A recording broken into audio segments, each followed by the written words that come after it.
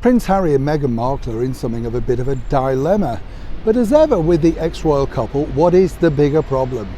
Hi, good morning, Neil Sean here in the very heart of London. Nice to see you today. By the way, just to share some Platinum Jubilee news, as we will be doing over the coming week now. If you are a fan of Our Gracious Majesty the Queen, and let's face it, who's not? You can actually see in a brand new exhibition starting at Windsor Castle on July the 7th of this year, the actual gown that she wore on her coronation. Can you imagine? I'd love to see that because it's such an historic piece, isn't it? And nobody's really seen it up close. I mean, through glass, obviously, won't be able to touch it or anything. But I just kind of think that truly is a piece of history. You know, a lot of people talk about clothing and everything, but it truly is. People remember iconic clothing. If you recall recently, a reality TV star called Kim Kardashian wore the very famous see-through dress that Marilyn Monroe wore in May 1962 to sing to JFK at his birthday party.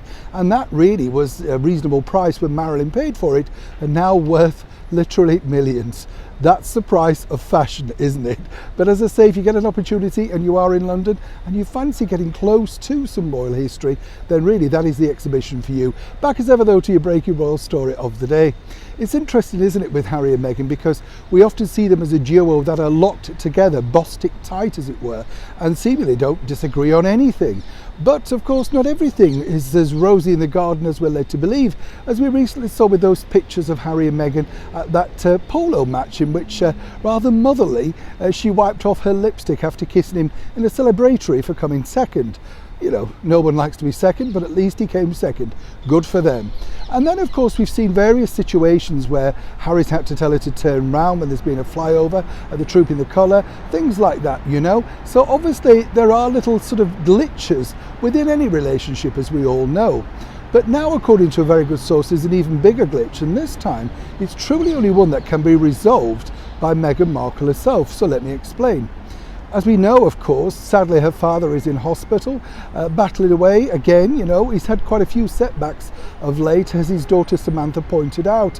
You know, this is a man who survived, like so many people, thankfully, the pandemic. And then, you know, he's had one setback after another. Now, seemingly, you know, when you think about it, you know, poor Tom just seemingly catches all the bad breaks. But according to that very good source, yes, as ever, we have to say allegedly, it does appear that Prince Harry doesn't think, or does think, should we say, it's a good idea for them to reach out and connect. Now, this is nothing to do from his point of view with PR. You know, Prince Harry's a very compassionate soul, and obviously with his background, he truly knows what's right and what's wrong. And for him, of course, you know, he knows how this plays out within the public domain. He just doesn't look good on every level. Now, as we know, Meghan herself spoke about her father rather openly on the Oprah Winfrey chat show, only for a brief second, but seemingly from that conversation, it's an unmendable bridge that she now doesn't want to return to. In fact, she pointed out that, of course, her mother Doria had said nothing since her inclusion within the British monarchy, and of course her father, in her words, had let her down. But what truly baffles Prince Harry, according to a very good source, is the fact that, well, given everything that's gone on, you know, and the time that's happened since that particular period, even he truly believes that it's possibly now the right time to reach out.